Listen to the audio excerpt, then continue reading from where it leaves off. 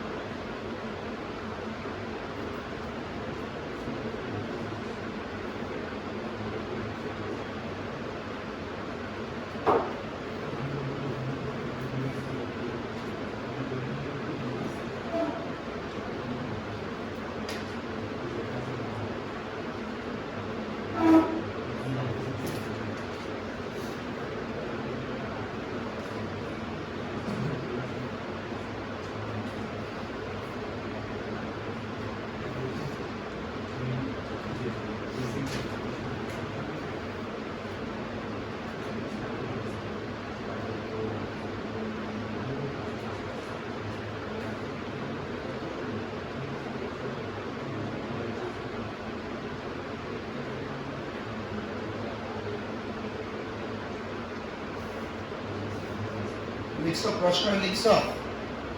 এবার আসলে আমাদেরকে কি বের করতে বলছে একটু দেখি। বলছে কোষটির কি বের করতে, ইএমএফ। এখন আমরা যে নিয়মটা শিখবো এটা হচ্ছে কোষের ইএমএফ নির্ণয়ের নিয়ম। কোষের ইএমএফ নির্ণয়ের নিয়ম কি ক্ষেত্রে? যে ক্ষেত্রে কোষ সংকেত দিয়ে দিবে, এর নাম কি? কোষ সংকেত দিয়ে দিবে। একই সাথে দুটি অর্ধকোষ বিক্রিয়া দিয়ে দিবে। দুটি কি দিয়ে দিবে? অর্ধকোষ বিক্রিয়া দিয়ে দিবে। তাহলে আমরা প্রথমে কোষের ইএমএফ বের করার সূত্রটা শিখব। ইএমএফ বের করার সূত্র হচ্ছে ই নট সেল সমান ই নট অ্যানোড অক্সিডেশন। আপনারা কেউ লিখতে চাইলে আমার সাথে সাথে লিখবেন, আলাদাভাবে লিখার টাইম দেওয়া হবে না। ই নট সেল সমান E naught anode oxidation plus E naught cathode reduction. এই কথাটার মানে হচ্ছে অ্যানোডের অক্সিডেশন আর ক্যাথোডের রিডাকশনের যে বীজগণিতীয় সমষ্টি, এই বীজগণিতীয় সমষ্টিকে ই সেল বলে।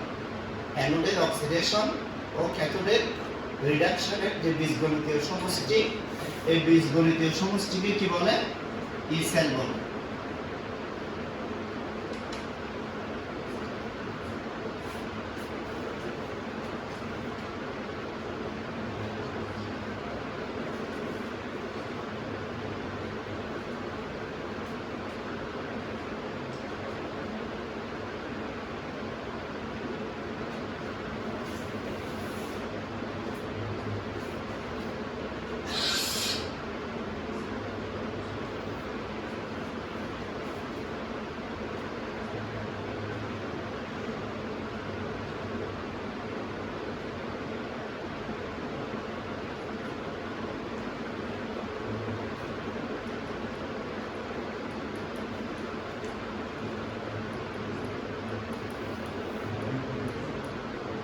এখন স্যার অ্যানোড কোনটা ক্যাথোড কোনটা আমি কিভাবে বুঝবো? এই শুনেন স্যার, অ্যানোড কোনটা ক্যাথোড কোনটা আমি কিভাবে বুঝবো? বুঝার উপায় ভাঙতে ভাতের মতো সহজ। যদি আপনাকে কোষ সংকেত দিয়ে দেয়, তাহলে এর প্রথম অংশটি অ্যানোড হিসেবে কাজ করবে, শেষের অংশটি ক্যাথোড হিসেবে কাজ করবে। যদি কি দেওয়া থাকে? কোষ সংকেত দেওয়া থাকে। যদি কোষ সংকেত দেওয়া না থাকে, তাহলে সক্রিয়তা সিরিজে যে ধাতুটি উপরে থাকবে সেটি অ্যানোড হিসেবে কাজ করবে, যে ধাতুটি নিচে থাকবে সেটি ক্যাথোড হিসেবে কি কাজ করবে। তাহলে বুঝতে পারছে এখন? তাহলে অ্যানোড ক্যাথোড চেনার উপায় বলে দিছি। এবার অ্যানোডের অক্সিডেশন মানে, এই দেখেন, অক্সিডেশন মানে আয়ন, ধাতু আগে আয়ন করে লিখতে হবে। এরকম আয়রন লিখে একটা বাঁকা করে লাইন দিবে, এরপর আয়ন 2+। এগুলোকে কি বলে দেখি বলেন তো? স্ল্যাশ বলে। কি বলে? স্ল্যাশ। এরপর প্লাস। এবার ক্যাথোড রিডাকশন। ক্যাথোড রিডাকশন লিখতে গেলে আয়ন আগে, ধাতুকে লিখতে হবে, পরে লিখতে হবে। তার মানে আপনি আয়ন আগে লিখবেন, ধাতু পরে লিখবেন। তবে যে কোনো টাইপের প্রশ্ন আজকের ক্লাসে যতগুলো ব্যাখ্যা আসবে সবগুলোতে আপনি প্রথমে এই 2 লাইন হিম্মত রেখে লিখে ফেলবেন। লিখতে পারবেন না এগুলো? লিখার পর এবার আপনি যাবেন আরেকটি সেকশনে, যেটার নাম হচ্ছে কি আছে? দেওয়া আছে। চলেন কি কি দেওয়া আছে সেগুলো আমাদের কোনো দরকার আছে কিনা চেক করব। প্রথমে দেওয়া আছে আয়রন 2+ সমান প্লাস 0.44 ভোল্ট। এরপর কপার 2+ ইকুয়াল -0.34 ভোল্ট। সবাই কি বুঝতে পারছেন? বুঝতে পারছেন? যদি বুঝেন, আমি এই বিষয়টা এখানে লিখলাম, মানগুলো একটু বসাবো। প্লাস 0.44 ভোল্ট প্লাস, এখানে একটা জিনিস দেখেন, এটা হচ্ছে অ্যানোডের জারণ মান। অ্যানোডে কি মান? জারণ মান। এটা যদি উল্টা দিক করে ফেলি, তাহলে সুতরাং কপার 2+ কপার, তাহলে এটা কি মান হয়ে যাবে? বিজারণ মান। স্যার কেন এটা লিখতেছেন? কারণ প্রশ্ন দেখা যাচ্ছে আমাদের বিজারণ মান লাগবে। তাহলে বিজারণ মানটি যখন স্যার এখানে বসাই দিব 0.34 ভোল্ট, তাহলে ইকুয়াল মানটা কি আসছে? 0.78 ভোল্ট। আশা করি সবাই বুঝতে পারছো। Very good. যদি বুঝে যাও, স্যার কিন্তু আগেই বলছিলাম আমরা আলাদাভাবে লিখার কিন্তু কোনো টাইম দিব না। যারা লিখবে ওরা আমার সাথে সাথে লিখবে। কেন স্যার টাইম দিবেন না? কেন? দিতেই হবে। কারণ এক 5টার চেয়ে বেশি করাইতে পারবো না। টাইম না দিলে মোটামুটি 10টা পর্যন্ত কি যেতে পারবো। এটা একটা টেকনিক আর কি। কেমন? চলেন তাহলে পরেরটাতে চলে যাই। Very good. এই প্রশ্নটা এবার একটু দেখি। এবার আসেন, আবার সেম কি বের করতে বলছে? কোষের ইএমএফ বের করতে বলছে। স্যার বলছে ইএমএফ বের করতে বললে প্রথমে কয় লাইন লিখে ফেলবো? 2 লাইন লিখে ফেলবো। তাহলে প্রথম 2 লাইন কি?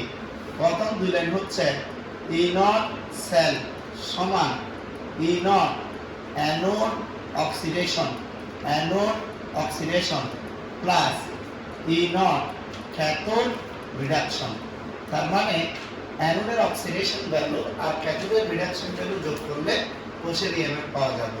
তাহলে ইকুয়াল E0 অ্যানোড অক্সিডেশন মানে নিকেল 2+, নিকেল 2+, E0 ক্যাথোডের রিডাকশন মানে কপার 2+,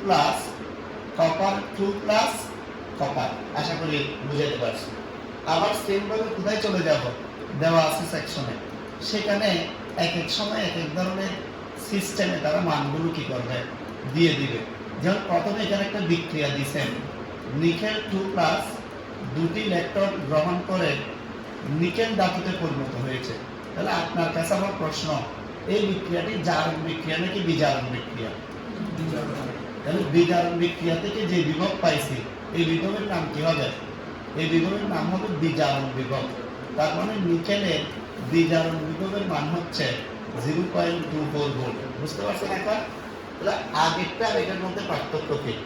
আগেরটাতে সরাসরি এইভাবে বিজারণ বিভবের মান দেওয়া ছিল, জারণ বিভবের মান দেওয়া ছিল। এটাতে একটা বিক্রিয়া দিছে, এরপর সেই বিক্রিয়ার বিভবের মান দিছে। তাহলে স্টুডেন্টকে নিজের ব্রেন কাটায় বিক্রিয়াটা কি বিক্রিয়া বুঝে এই বিভবটা কিসের বিভব হবে সে সিদ্ধান্ত নিতে হচ্ছে। নেওয়ার নিয়ম কি? আয়ন আগে ধাতু পরে, এই আয়ন আগে ধাতু পরে। তাহলে ক্লিয়ার?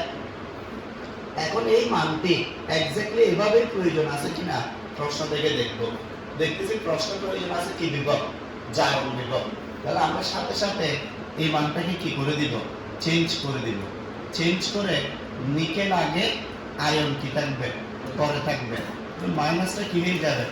Plus 0.24 volt. সবাই কি বুঝতে পারছো? যদি বুঝে যাও এবার আসো E not copper 2 plus E not copper 2 plus copper. বেশ শুনেন, ক্যাথোডের বিজারণ বিভবের মান আমাদের দেখতে হবে। তো আমি এটা একটা বিক্রিয়া দিয়েছে, বিক্রিয়াটা কি বিক্রিয়া? বিজারণ বিক্রিয়া। তাহলে মানটা কি বিভব হবে? বিজারণ বিভব। তাহলে আপনি পরীক্ষা লিখার সময় আগে বিক্রিয়াটা লিখবেন, তারপর বিভবের মানটা লিখবেন। আমি যেহেতু বুঝাচ্ছি এবং আপনারা বুঝে গেছেন, সেজন্য আমি ডাইরেক্ট লিখে দিয়েছি। কথা কি ক্লিয়ার? তাহলে আমরা যদি এই মানটা দেখি, প্রশ্নে দেখতেছি এই মানটা হুবহু আছে, তাহলে এই মানটা নিয়ে আমাদের আর কোনো টেনশন নাই। টেনশন হয়ে গেছে রূপমের, তার মাথা ব্যথা শুরু হয়ে গেছে। ত্রিশান, ওর মাথাটা টিপে দাও। এই রূপম, কোন জায়গায় মাথা ব্যথা? তো তুমি ওর সাথে কথা বলতেছো, ওর সাথে কথা বলতেছো, ক্লাসের মাঝখানে মাথা ব্যথা না হলে কেন কথা? অ্যান্সার তোমার কাছে কেন জিজ্ঞেস করতেছে বাবা? অ্যান্সারটা আমার কাছে জিজ্ঞেস করবে। বলো তামিল, কোয়েশ্চেন কি বলো? হ্যাঁ, এখনো সাহস হয় নাই। এভাবেই থেকে যাবে, দিন তো শেষ। 3 থেকে 2 গেলে কত থাকে? 1। 4 থেকে 4 গেলে কত থাকে? 0। ঠিক আছে? স্যার নিকেল আর নিকেল 2 প্লাস 2 প্লাস 0.24 না, এই মাইনাস 2.24। এই যে এখানে মাইনাস চিহ্ন দেখা যাচ্ছে যে এটা প্লাস করছেন না, আবার ওটা তো বিজারণ বিভব ছিল, ওটাকে জারণ বিভব করছেন না। ও ওইটা বলতেছ? তো এই সামান্য কথাটা বললে আমাদের কত উপকার হইতো। আর তোমাদের এই এই এই কথাটা বলার মতো সাহস তোমাদের বুকের ভিতরে নাই। ঠিক আছে? তাহলে আমি বসে দিয়ে বের করে ফেলছি না? ওকে, এবার আমরা এর পরেরটাতে যাচ্ছি। তোমাদেরকে দেখলে বোঝা যায় নামেরও কত ভয়ের মধ্যে রাখা যায় 2টা বছর। এখানে অনেকগুলো আমার কাছে ফার্স্ট ইয়ারে করছে, সেকেন্ড ইয়ারে করছে, এখনো ভয় পাচ্ছে। টেস্টের পর আর 5 ক্লাস আছে শুধু। হ্যাঁ, কোনোদিন একটা ব্যাচের বাড়িয়ে মানলাম না, শুধু আগ্রহ করে করে কথা বললাম, বাংলাদেশে এসে এসে কথা বললাম। তাও এদের ভিতরে ভয় যায় নাই। ওদেরকে নিয়ে একদিন একটা সিনেমা দেখতে যাওয়া উচিত ছিল, সিনেমা হল। তখন হয়তো ওরা কি করতো, আরেকটু ভয় কম পাই।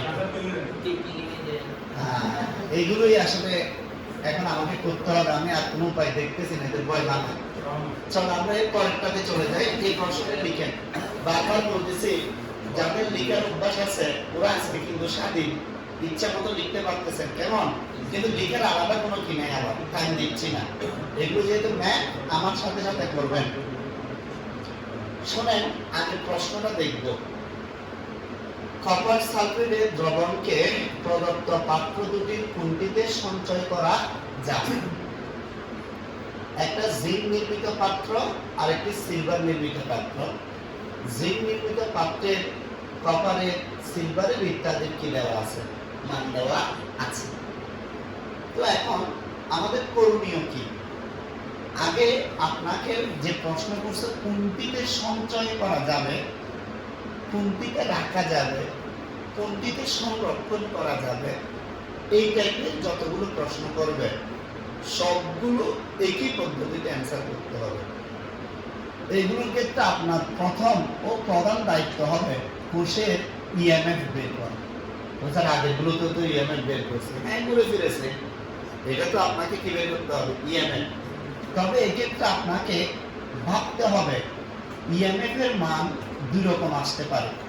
একটা হচ্ছে পজিটিভ আর আরেকটি হচ্ছে কি নেগেটিভ। ইএমএফ এর মান ভাইয়া কি রকম আসতে পারে বলেন দেখি? 2 রকম, পজিটিভ আর কি নেগেটিভ। যদি ইএমএফ এর মান পজিটিভ আসে তাহলে রাখা যাবে না, রাখা যাবে না। আর ইএমএফ এর মান যদি নেগেটিভ আসে তাহলে রাখা যাবে। এটা গেল একটা প্রসেস, এটা হচ্ছে একটা প্রসেস। 2 নাম্বার, আপনি যে এখানে ইএমএফ এর মান বের করবেন এগুলোর ক্ষেত্রে কি আপনার কোষ সংকেত দেওয়া আছে? ভাই কোষ সংকেত দেওয়া আছে? নাই। তাহলে কোষ সংকেত দেওয়া নাই যেহেতু আপনাকে দ্বিতীয় পদ্ধতিতে যেতে হবে, মানে কোনটা অ্যানোড হবে কোনটা ক্যাথোড হবে এটা জানতে হবে, শিখতে হবে। এই ক্ষেত্রে মনে রাখবেন যদি কোষ সংকেত দেওয়া না থাকে, পাত্র দেওয়া থাকে, তাহলে পাত্র সব সময় অ্যানোড হবে, পাত্র সব সময় কি হবে, আর দ্রবণটি সব সময় ক্যাথোড গ্রুপে কি করবে, আচরণ করবে। তাহলে এই হচ্ছে এই টাইপের প্রবলেমগুলো সলভ করার নিয়ম। এখানেই সবকিছু চলে আসছে, আপনার জন্য কিছু নাই। চলেন আমি ধীরে ধীরে বুঝাবো। কৃষাণ নামের একটা ছেলে আছে, খুব ভালো ছেলে, বেশি ভালো লাগে যে আমার। তোমার সাথে আমি কথা বলবো ম্যাথ করানোর পর। প্রথমে আমাকে বলছে জিঙ্ক নির্মিত পাত্রে কি করতে, কাজ করতে। তাহলে আমি একটা পাত্র বানাচ্ছি, এই দেখেন একটা পাত্র বানাচ্ছি, এই যেটা হচ্ছে একটি জিঙ্ক নির্মিত পাত্র। এই যে একটি কি নির্মিত পাত্র ভাইয়া, একটি জিঙ্ক নির্মিত পাত্র। দেখছেন সবাই? এখানে জিঙ্ক নির্মিত যে পাত্রটি আমি নিছি এর মধ্যে একটা দ্রবণ রাখবো। দ্রবণটা হচ্ছে কপার সালফেটের দ্রবণ, যেখানে কপার 2+ আয়ন থাকবে এবং একই সাথে সালফেট -কি থাকবে, আয়ন থাকবে। বুঝাতে পারছি? এখন আপনি যখন ভাববেন তখন জিঙ্কটাকে অ্যানোড আকারে ভাববেন আর কপারটাকে কি আকারে ভাববেন, ক্যাথোড আকারে। তাহলে আপনি অ্যানোডের বিক্রিয়া লিখতে পারেন না ভাইয়া? আপনি অ্যানোডের বিক্রিয়া কি লিখতে পারেন? আপনি অ্যানোডের বিক্রিয়া লিখতে পারেন জিঙ্ক বিক্রিয়া করে জিঙ্ক 2+ আয়ন রূপে কোথায় চলে যেতে পারে, দ্রবণে চলে যেতে পারে। আর আপনি ক্যাথোডের বিক্রিয়াটা তো লিখতে পারেন, ক্যাথোডের বিক্রিয়া কি, কপার 2+, তার মানে জিঙ্ক দ্রবণে যাবে, কপার এখানে আসবে, কপার 2+ ইলেকট্রন গ্রহণ করে কি হয়ে যাবে, কপার ধাতু রূপে জমা। এখানে যদি বিক্রিয়া হয় এই বিক্রিয়াগুলো হবে। এখন আমার প্রশ্ন হচ্ছে এই বিক্রিয়াগুলো হবে কি হবে না, এটা আমি কেমনে বুঝবো? এটা তো একটা কাল্পনিক বিক্রিয়া, জিঙ্ক এদিকে যাবে কপার এদিকে যাবে, মানে কাল্পনিক বিক্রিয়াটি ঘটবে কি ঘটবে না আমি কিভাবে বুঝবো? আমি বুঝবো কোষের ইএমএফ থেকে। ইএমএফ এর মান পজিটিভ আসে মানে বিক্রিয়াটি ঘটবে, আপনি যা ভাবতেছেন তা পজিটিভ। ইএমএফ এর মান নেগেটিভ আসে মানে আপনি যা ভাবতেছেন তা নেগেটিভ, এরকম ঘটনা ঘটবে না। কথা বুঝতে পারছি? যদি পজিটিভ আসে বিক্রিয়া হয়ে যাবে, বিদায় রাখা যাবে না। নেগেটিভ আসলে রাখা যাবে। চলেন তাহলে ইএমএফ এর মানটা বের করি। ইএমএফ এর মান আমরা জানি E নট সেল সমান E নট অ্যানোডে oxidation plus E naught cell সমান E নট ক্যাথোডে রিডাকশন। কথা শুনিয়ে, E নট সেল সমান E নট অ্যানোডে অক্সিডেশন, E নট ক্যাথোডে রিডাকশন। এখন কথা হচ্ছে এই অ্যানোডে অক্সিডেশন, এই কথাটার মানে কি? অ্যানোডে অক্সিডেশন মানে জিঙ্ক কিসে পরিণত হয়েছে, জিঙ্ক 2+ আয়নে পরিণত হয়েছে, এটার নাম হচ্ছে অ্যানোডে অক্সিডেশন। ক্যাথোডে রিডাকশন মানে কি? ক্যাথোডে রিডাকশন মানে E নট কপার 2+ এবং কপার। এখন এই অ্যানোডের অক্সিডেশন আর ক্যাথোডের রিডাকশন মান প্রশ্নে দেওয়া আছে কিনা এদিকে লিখতে হবে, কিন্তু আমি টাইম সেভ করার জন্য ওই জিনিসটা আর কি লিখতেছি না। তাহলে এখানে দেখতেছি জিঙ্কের লাগবে জারণ বিভব, কিন্তু জিঙ্কের ওরা দিছে কি বিভব, তাহলে এখানে মাইনাস কি আছে, মাইনাস 0.76 কথাই বুঝতে পারছি কেন? সরি, এটা বিজারণ বিভব আছে, আমার জারণ লাগবে, তাহলে এটা কি হয়ে যাবে প্লাস। এরপর এটা বিজারণ বিভব লাগবে, প্রশ্নে দিছো কি বিভব, বিজারণ বিভব 0.34 ভোল্ট। ইকুয়াল মানটা কত আসে, মানটা আসে 1.10 ভোল্ট, এরকম আসে না? তাহলে ইন অফ সেলের মান কি আসছে, পজিটিভ। তার বলছে পজিটিভ মানে কি করা যাবে না, রাখা যাবে না। এই পজিটিভ মানে কি আসলে, পজিটিভ মানে হচ্ছে ইএমএফ এর মান পজিটিভ মানে কোষ বিক্রিয়া স্বতঃস্ফূর্তভাবে ঘটে। কোষ বিক্রিয়া কিভাবে ঘটে বলে দেখি ভাইয়া, কোষ বিক্রিয়া কিভাবে ঘটে, কোষ বিক্রিয়া স্বতঃস্ফূর্তভাবে ঘটে, মানে আমি যেভাবে ভাবতেছি ঘটনাটি সেভাবে ঘটবে এবং সেখান থেকে এত ভোল্ট শক্তি পাওয়া যাবে, এত ভোল্ট শক্তি পাওয়া যাবে। এই জন্যই এটা রাখা যাবে, ঠিক আছে? এবার দেখে তৃষান প্রশ্ন করো, তোমার প্রশ্ন উত্তর দেওয়ার সময় হয়েছে। এটাই ছিল, এটাই আমার প্ল্যান ছিল যে আমি বলতে বলতে তৃষানের মনের ভিতরে যে প্রশ্নগুলো নাচানাচি করতেছে, প্রশ্ন নাচানাচি বন্ধ হয়ে গেল। চলেন বি নাম্বারে যাই। এবার বলছে সিলভার নির্মিত পাত্রে কি কপার সালফেট দ্রবণ রাখা যাবে কিনা, সংরক্ষণ করা যাবে? হ্যাঁ,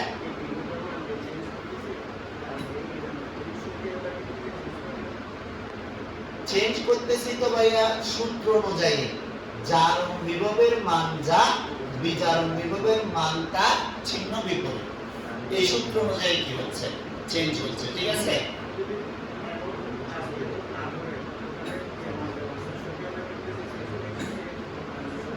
অ্যানোড আর ক্যাথোড না ধরে করে ফেললে ওইভাবে প্র্যাকটিস করা উচিত হবে না, কারণ মাঝে মধ্যে তোমাকে কোষ বিক্রিয়া লিখতে বলবে, তো এটাতে মেনশন করে নাই, আরেকটাতে দেখবে যে কোষ বিক্রিয়া লিখতে বলছে।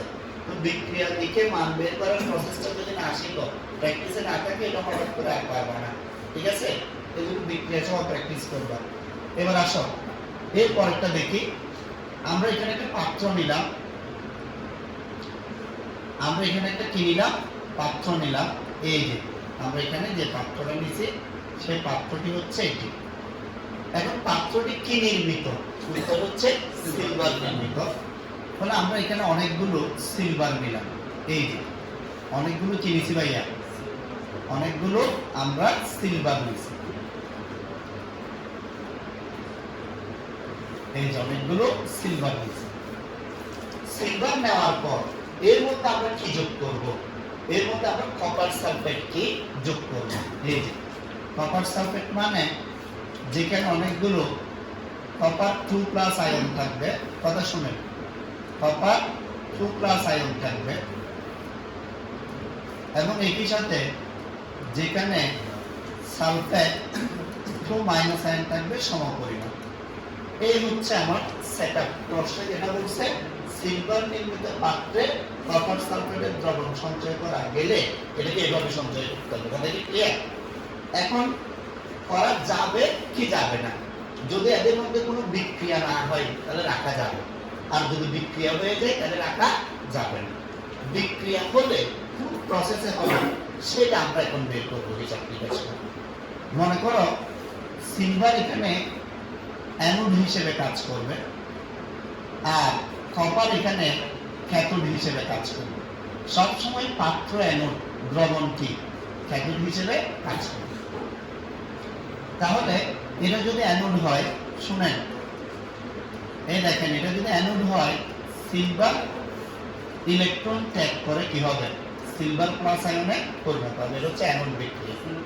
সিলভার তো কপারের নিচে আছে না, আপনি নিচে আর উপরে দেখতে কি আমি বেসিকের মধ্যে আপনাকে বলছি, আমি তো আপনাকে বেসিকে বলছি যে আপনি উপরে নিচে দেখবেন। আমি তো আপনাকে বেসিক বলছি পাত্র সব সময় অ্যানোড, দ্রবণ সব সময় কি ক্যাথোড। এটা দেখে আপনি কাজ করতে পারবেন না যদি কোনটিতে সঞ্চয় করা যাবে আপনাকে বল। তাহলে বুঝতে পারছি? আপনি সক্রিয়তা সিরিজ দেখলেই ভুল করবেন, সক্রিয়তা সিরিজ দেখলে কি করবেন, ভুল করবেন। আপনাকে অলওয়েজ পাত্রটাকে কি ধরতে হবে, অ্যানোড, দ্রবণটাকে কি ধরতে হবে। কেন স্যার? কারণ যদি দুর্ঘটনা ঘটে এইভাবেই ঘটবে, অ্যানোড থেকে দ্রবণে চলে যাবে, ক্যাথোড থেকে দণ্ডে লেগে যাবে। তাহলে ওইটাই আমরা আসলে এখানে হিসাব নিকাশ করে দেখতেছি এরকম ঘটনা ঘটবে কিনা। কথা বুঝাতে পারছি? কোষের ইএমএফ বের করার মেন উদ্দেশ্য না, মেন উদ্দেশ্য হচ্ছে এই ঘটনাটা আসলে ঘটবে কিনা। তাহলে এটা অ্যানোড বিক্রিয়াটি এভাবে হয়। এরপর ক্যাথোড বিক্রিয়া। ক্যাথোড বিক্রিয়া হচ্ছে কপার 2+ দুইটি ইলেকট্রন গ্রহণ করে কপার ধাতু রূপে জমে যায়। এই কথা শুনুন, কপার 2+ দুইটি ইলেকট্রন গ্রহণ করে কি কপার ধাতু রূপে জমে যায়। এখন এখানে 2 ইলেকট্রন আছে, এটাকে যদি 2 দিয়ে গুণ করে দিই তাহলে এটাও কি হয়ে যাবে, 2 হয়ে যাবে।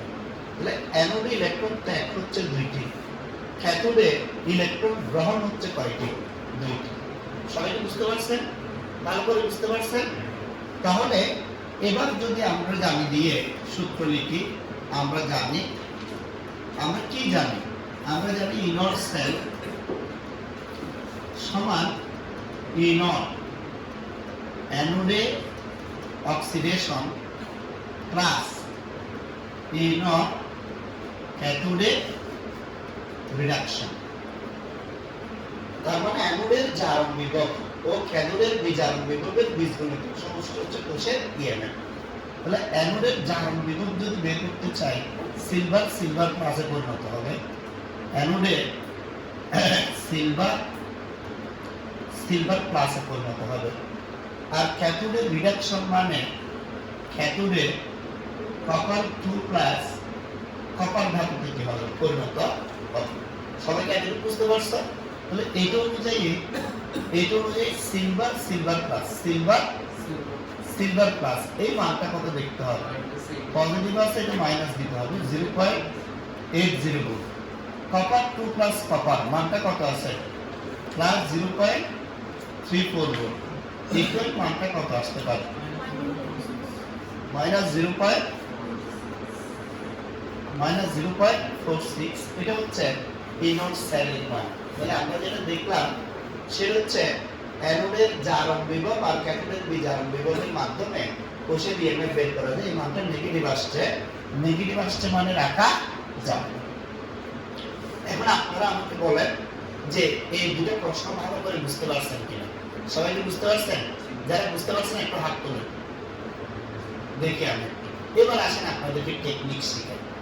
টেকনিক হচ্ছে এই পুরো প্রশ্নটা আসছে কিন্তু রিটেনে না, এমসিকিউতে আসছে। এই কিষান দেখো, তুমি দেখো তাড়াতাড়ি কোথায় আসছে এটা, এমসিকিউতে।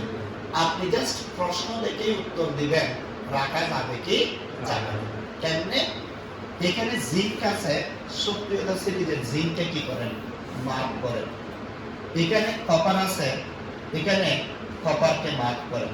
তো ধাতু কোথায় আছে, উপরে আছে না? এই ধাতু কোথায় আছে? তো ধাতু যেহেতু উপরে আছে এটা রাখা যাবে না, কেন রাখা যাবে না? কারণ জিঙ্ক সক্রিয়তা সিরিজ উপরে হয়, জিঙ্ক কপারকে রিপ্লেস করতে পারবে, জিঙ্ক কপারকে কি করতে পারবে। এবং এই ঘটনাটাই কিন্তু ফাইনালি এখানে ঘটছে। জিঙ্ক সক্রিয়তা সিরিজ উপরে হয়, সে কপারকে কি করছে, রিপ্লেস করছে, মানে কপারের জায়গায় চলে গেছে। বুঝতে পারছি? এবার আসেন, এখান ক্ষেত্রে আমি যদি সিদ্ধান্ত নিতে চাই সিলভারকে মার্ক করবেন, এখানে সিলভার আছে, এরপর দ্রবণকে মার্ক করবেন। এবার দেখেন ধাতু কোথায় চলে গেছে, নিচে চলে গেছে না পাত্রটা? তাহলে নিচে চলে গেছে বিদায়। তাহলে আমরা দেখতেছি সিলভার কপারকে কি করতে পারবে না, রিপ্লেস করতে পারবে না। ফলে কপার সালফেটের দ্রবণে কাকে রাখা যাবে, সিলভারকে রাখা যাবে। তার মানে কপার সালফেটের দ্রবণে মার্কারি দ্রবণ রাখা যায়, সিলভারের দ্রবণ রাখা যায়, গোল্ডের দ্রবণ। এই কপার সালফেট দ্রবণকে মার্কারি, সিলভার, গোল্ডের পাত্রে কি করা যায়, রাখা যায়। কিন্তু কপার সালফেটের দ্রবণকে এই পাত্রগুলোতে কি করা যাবে না, রাখা যাবে না। কথা কি ক্লিয়ার? এবার এখান থেকে আপনি যে কোনোটার সিদ্ধান্ত দিতে পারবেন। রাখা যাবে কখন রে বাবা, রাখা যাবে না। এখন কেন যাবে না? কারণ এরা বিক্রিয়া করতেছে, এরা কি করতেছে, বিক্রিয়া করতেছে। তো রাখা যাবে না, রাখা যাবে মানে বিক্রিয়া করতেছে না, বিক্রিয়া করছে না। কথা কি ক্লিয়ার? ইএমএফ এর মান পজিটিভ মানে বিক্রিয়া করছে, ইএমএফ এর মান নেগেটিভ মানে বিক্রিয়া করছে না। পজিটিভ নেগেটিভ দিয়ে বোঝা যায়। পজিটিভ মানে আমি যেটা ভাবতেছি সেটা বিক্রিয়া হবে, নেগেটিভ মানে আমি যা ভাবতেছি তা নেগেটিভ হবে না, এরকম ঘটনা ঘটবে না। এটার নাম হচ্ছে কি নেগেটিভ। ঠিক আছে, এভাবে করে নিজের মতো করে মনে রাখতে হবে যাতে পরীক্ষার হলে কনফিউজ হয়ে না যায়। এবার আসলে একই টাইপের আরেকটি প্রশ্ন এখানে দেখতে পাচ্ছি। এই প্রশ্নটি একটু সবাই আবার দেখেন।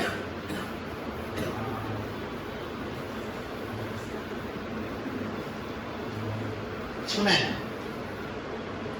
পড়া যদি আপনি বুঝে বুঝে পড়েন, লাভ হচ্ছে আপনি একটা পারলেন, একই রকম যতগুলো আছে সব পারবেন। ভয় লাগবে, হয়তো কনফিডেন্সের অভাবে ভয় লাগবে, কিন্তু আসলে দিন শেষে আপনি পারবেন। ওকে, যেমন কিছুক্ষণ আগে যেটা বুঝাইছি, সেম টাইপের প্রশ্ন কিন্তু এখানে আছে। কিন্তু ওই যে তোমাকে যেটা বলতে চাইছি, দেখো সেম টাইপের প্রশ্নে তোমাকে কি লিখতে বলছে? অফ দ্য কোষ বিক্রিয়া। এরপর কি লিখতে বলছে? কোষ বিক্রিয়া। তাহলে এই পাঠটা করতে গেলে আমি যেরকম বিক্রিয়া লিখে লিখে বুঝাইছি ওইভাবে তোমাকে বুঝতে হবে। এরপর এই পাঠে তোমাকে সংরক্ষণ করা যাবে কি যাবে না সেই সিদ্ধান্ত কি করতে হবে, যেতে হবে। ঠিক আছে, চলো তাহলে আমরা এটা ভালো করে আগে বুঝি। বলছে নিকেল ধাতুর দণ্ডকে নিকেল নাইট্রেটের মধ্যে ডুবাইছি, আর সিলভার নাইট্রেটের দ্রবণের মধ্যে সিলভার দণ্ডকে ডুবাইছি, এবং তার দ্বারা যোগ করে দিয়েছে, এটা একটা কোষ হয়ে গেছে। এটা একটা কোষ হওয়ার মানে এখানে অ্যানোডও আছে, ক্যাথোডও আছে। তো স্যার আমি কেমনে বুঝবো কোনটা অ্যানোড কোনটা ক্যাথোড? উত্তর হচ্ছে আমি সক্রিয়তা সিরিজ থেকে বুঝতে পারি। এখানে ধাতুটির নাম নিকেল, এখানে ধাতুটির নাম কি সিলভার। যেটি সক্রিয়তা সিরিজের উপরে সেটা অ্যানোড, অন্যটি কি ক্যাথোড। তাহলে এখানে নিকেল আর সিলভারের মধ্যে আমরা দেখতে পাচ্ছি সিলভার নিচে নিকেল উপরে, দেখছেন ভাই? তাহলে আমি অটোমেটিক্যালি সিদ্ধান্ত নিয়ে ফেললাম যে এই প্রান্তটি কি হিসেবে কাজ করবে? অ্যানোড হিসেবে, আর এই প্রান্তটি কি হিসেবে কাজ করবে? ক্যাথোড হিসেবে। তাহলে আমি কিভাবে সিদ্ধান্তগুলো নিচ্ছি বুঝতে পারতেছেন? আপনি বুঝতে পারতেছেন? তাহলে এখানে সক্রিয়তা সিরিজের সাহায্যে নিছি, কিন্তু যখন বলবে যে পাত্রে সংরক্ষণ করা যাবে কি যাবে না, তখন যার পাত্র সেটা কি হয়ে যাবে? অ্যানোড। যার পাত্র সেটা অলওয়েজ কি, এই যে পাত্র সবসময় অ্যানোড। তখন আপনি সক্রিয়তা সিরিজ এগুলো দিয়ে চিন্তা করে কি লাগবে। ক্লিয়ার?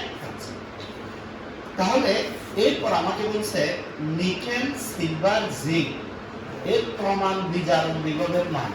এগুলো হচ্ছে এদের প্রমাণ বিজারণ বিভবের মান। চলেন আপনাকে শিখাই নিকেলের বিজারণ মানে কি। নিকেলের বিজারণ মানে হচ্ছে ই নট। নিকেল 2+ থেকে কি হবে? নিকেল হবে। এটা হচ্ছে প্রমাণ বিজারণ বিভবের মান। কত? -0.25 ভোল্ট। দেখছেন? এবার আসেন সিলভারের প্রমাণ বিজারণ বিভব। তাহলে সিলভারের বিষয়টা হচ্ছে সিলভার প্লাস সিলভার, প্রমাণ বিজারণ বিভব হচ্ছে কি +0.799 ভোল্ট। এরপর জিঙ্কের প্রমাণ বিজারণ বিভব ই নট। জিঙ্কের মানটি হচ্ছে জিঙ্ক 2+ জিঙ্ক, প্রমাণ বিজারণ বিভবের মান হচ্ছে -0.76 ভোল্ট। সবাই বুঝতে পারছেন? ভালো করে বুঝতে পারছেন? কোনো সমস্যা আছে এটার মধ্যে? নাই। যদি আপনি কিন্তু কোনো সমস্যা না থাকে তাহলে আপনি একটা জিনিস খেয়াল করেন, প্রশ্নে এভাবে দিলেও আমাদের কোনো প্রবলেম নেই, প্রশ্নে এভাবে দিলে একটু কষ্ট করে আমাদেরকে লিখে রাখতে হবে, লিখে রাখতে হবে যাতে বিক্রিয়া বুঝতে সুবিধা হবে। এবার হচ্ছে উদ্দীপকের কোষটিতে সংঘটিত অর্ধকোষ বিক্রিয়া ও কি লিখো? কোষ বিক্রিয়া লিখো। তার মানে আমি এ নাম্বার প্রশ্নের উত্তর করার জন্য রেডি আছি। এই শুনো সবাই, দেখো এ নাম্বার প্রশ্নের উত্তর করার জন্য প্রথমে আমাকে অ্যানোড লিখতে হবে, এরপর আমাকে কি লিখতে হবে? ক্যাথোড লিখতে হবে। তাহলে অ্যানোডে যেটা হবে এটা হচ্ছে জারণ অর্ধকোষ বিক্রিয়া। ভাই অ্যানোড হচ্ছে কে? নিকেল। তাহলে নিকেলের ক্ষেত্রে জারণ বিক্রিয়া কিভাবে হয় আপনারা জানেন? নিকেল এটি দুটি ইলেকট্রন ত্যাগ করে কি আয়নে পরিণত হয়, নিকেল 2+ আয়নে পরিণত হয়। এটাই হচ্ছে ভাইয়া অ্যানোডের জারণ বিক্রিয়া অথবা জারণ অর্ধকোষ বিক্রিয়া অথবা কি অর্ধকোষ। এবার আসেন ক্যাথোড বিক্রিয়াটা লিখি। ক্যাথোডে আছে সিলভার। সিলভারের বিক্রিয়া লেখার নিয়ম হচ্ছে সিলভার ইলেকট্রন গ্রহণ করে কি সিলভার ধাতুতে পরিণত হয়। দুইটি সিলভার দুইটি ইলেকট্রন গ্রহণ করে দুইটি সিলভার ধাতুতে পরিণত হয়। তাহলে যেটা হয়েছে অ্যানোডের জারণ মান, কথা শুনে, অ্যানোডের আর ক্যাথোডের কি মান, বিজারণ মান। এই দুইটা যদি আবার যোগ করে দিই, যোগ করে আবার আমরা পাবো যেটা, সেটার নাম হচ্ছে কি কোষ বিক্রিয়া। আমরা যদি কোষ বিক্রিয়া লিখতে চাই সেটা হচ্ছে nickel solid plus 2 silver plus, আর এখানে নিকেল 2+ প্লাস কত 2 সিলভার। এই হচ্ছে কোষ বিক্রিয়া। তাহলে জারণ অর্ধকোষ বিক্রিয়া, বিজারণ অর্ধকোষ বিক্রিয়া, সমগ্র কোষ বিক্রিয়া, এই পুরোটা লিখার মানে 1 নাম্বার প্রশ্নের উত্তর ঠিক হয়ে গেছে। যারা যারা এতটুকু বুঝছেন একটা হাত তুলে দেখুন, এর মধ্যে কোনো সমস্যা আছে কিনা দেখুন। এবার আসেন বি নাম্বারটা দেখি। বি নাম্বারে কি বলছে চলেন বোঝার চেষ্টা করি। বি নাম্বারে বলছে উদ্দীপকের অ্যানোডের দ্রবণটিকে, দেখছেন কাণ্ড, অ্যানোড কি আপনাকে বলে নাই যে বলে নাই। তার মানে আপনার যদি সুপ্রিয়তা সিরিজ মনে না থাকে আপনি একটা বড়সড় বিপদে কিন্তু পড়ে যাবেন। পরীক্ষার হল আপনি অ্যানোড কোডটা বের করতে পারবেন না। এরকম বিপদের সময় একটা গুণ নিয়ম আছে, এটা শিখিয়ে দিতে পারে। প্রথমে যেটি থাকবে এটা অ্যানোড, এরপরে যেটি থাকবে এটা। স্যার এটা কি কোনো বইয়ে লেখা আছে? নাই ভাই, কোনো বইয়ে লেখা নাই। আমরা সারা লেখার সময় হাতের একটা কারিশমা কি আগে কি লিখে ফেলে, অ্যানোড লিখে ফেলে।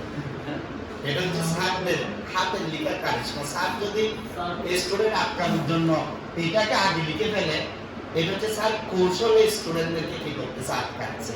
এবং পরিকল্পিতভাবে, কিভাবে পরিকল্পিতভাবে।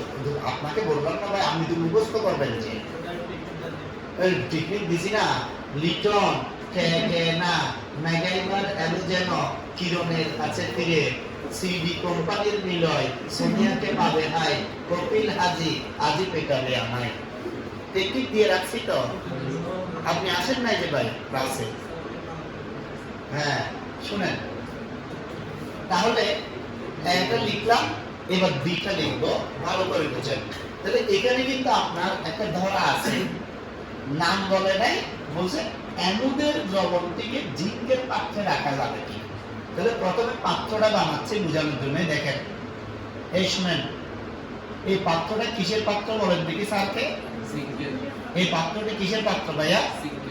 এই পাত্রটি হচ্ছে ভাইয়া জিঙ্কের পাত্র। এই যে জিঙ্কের পাত্র, যেটা আপনারা অলরেডি দেখতে পাচ্ছেন। প্রশ্ন হচ্ছে জিঙ্কের পাত্র যেটা আমরা নিছি, জিঙ্কের পাত্রে সংরক্ষণ করা যাবে কিনা, জিঙ্কের পাত্রে সংরক্ষণ করা যাবে কিনা। তো ভাই জিঙ্কের পাত্রে সংরক্ষণ করার জন্য অ্যানোডের দ্রবণ, অ্যানোডে আছে নিকেল নাইট্রেট। তার মানে কি? তার মানে আপনি এখানে নিকেল 2+ নেবেন,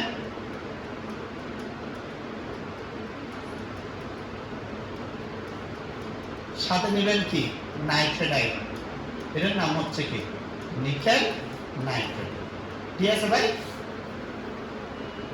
এখন সংরক্ষণ করা যাবে কি যাবে না, নিয়ম কি, কোষের কি বের করবো। ইএমএফ প্লাস আসলে রাখা যাবে না, মাইনাস আসলে কি রাখা যাবে। তো ইএমএফ বের করার সূত্র কি? ইএমএফ বের করার সূত্র হচ্ছে ই নট সেল সমান E naught anode oxidation plus E naught cathode reduction. ভাইয়া বুঝে নিয়ে, E naught anode oxidation plus E naught cathode কি রিডাকশন। তো আমি যদি এখানে কাজ করি, আপনি নিজে দেখেন, অ্যানোড অক্সিডেশন মানে ই নট জিঙ্ক কিসে পরিণত হবে, জিঙ্ক 2+ আয়নে। ক্যাথোড রিডাকশন মানে কি? ক্যাথোড রিডাকশন মানে ই নট নিকেল 2+ কিসে পরিণত হবে, নিকেলে পরিণত হবে। সংক্ষেপে লিখে ফেলছে আর কি, ঠিক আছে না?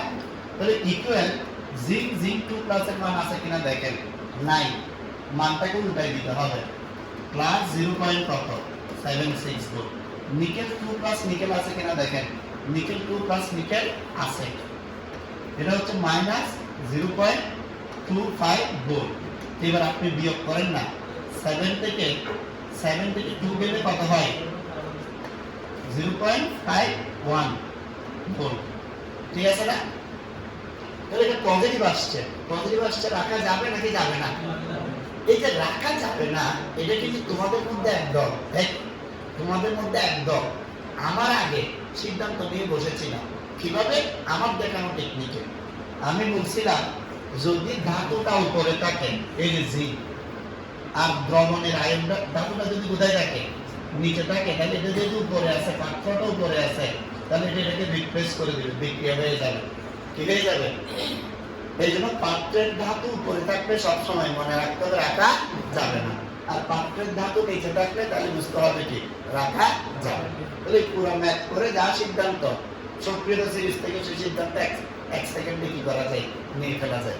এই জন্য আমি বলছি পড়া দুই রকম, একটা হচ্ছে লেখার জন্য শেখা, আর হচ্ছে দাগানোর জন্য শেখা। দুই শেখার মধ্যে আকাশ পাতাল পার্থক্য আছে।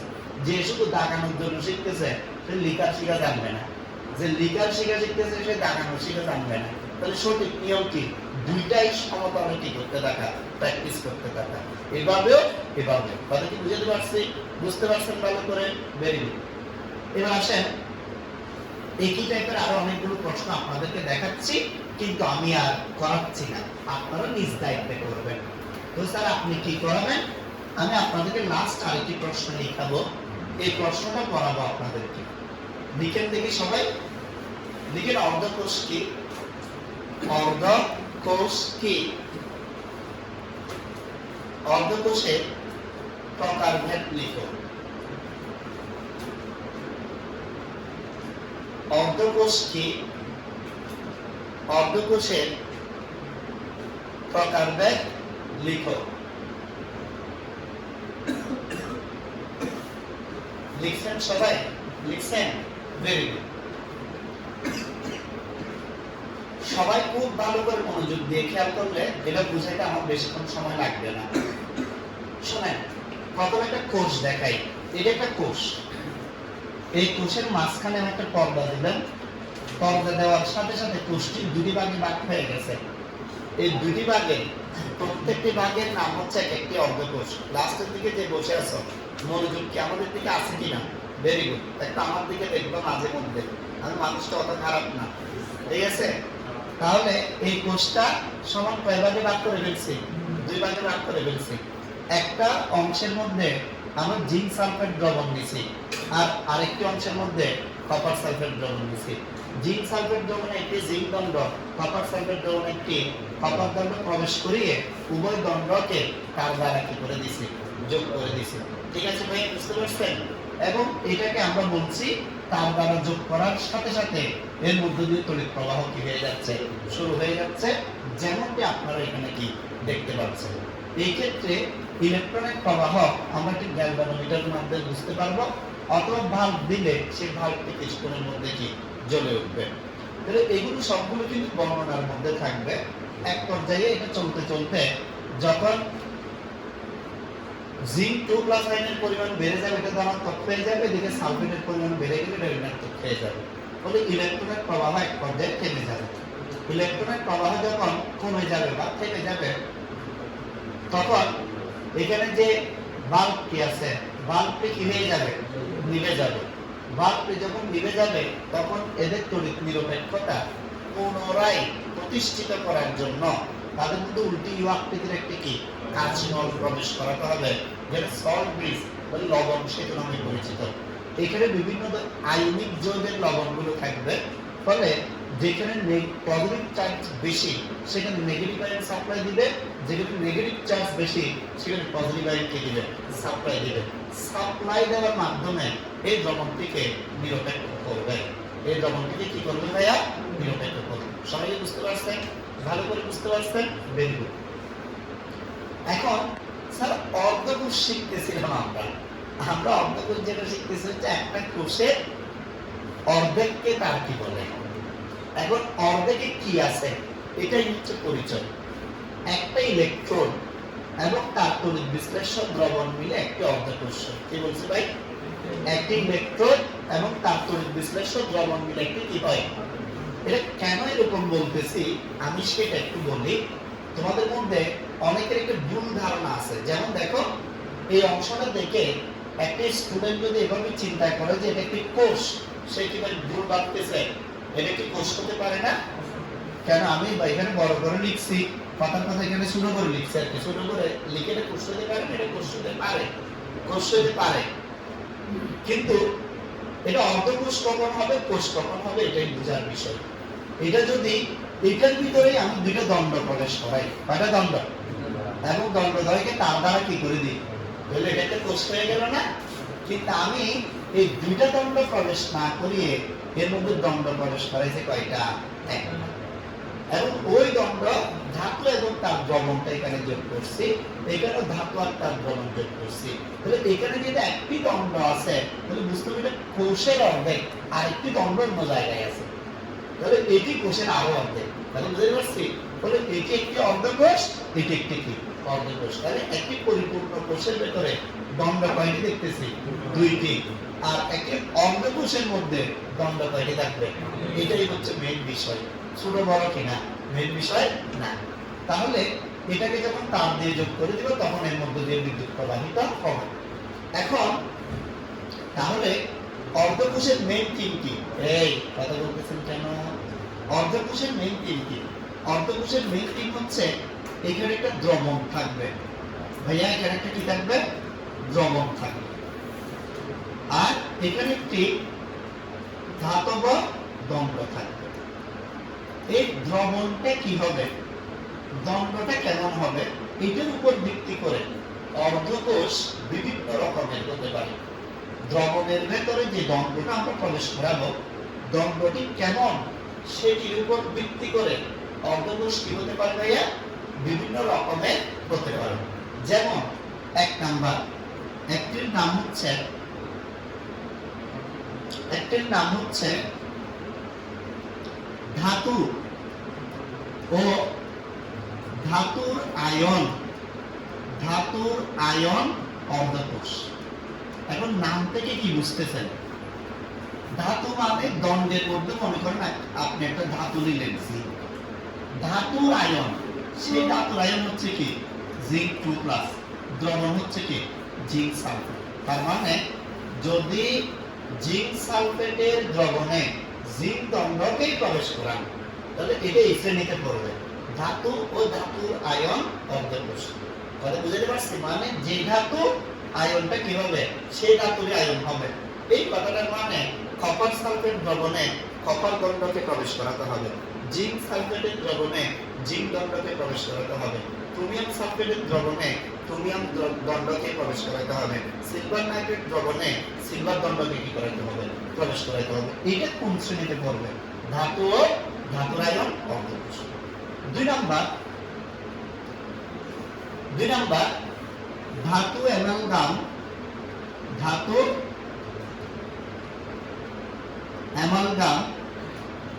ও ধাতুর আয়ন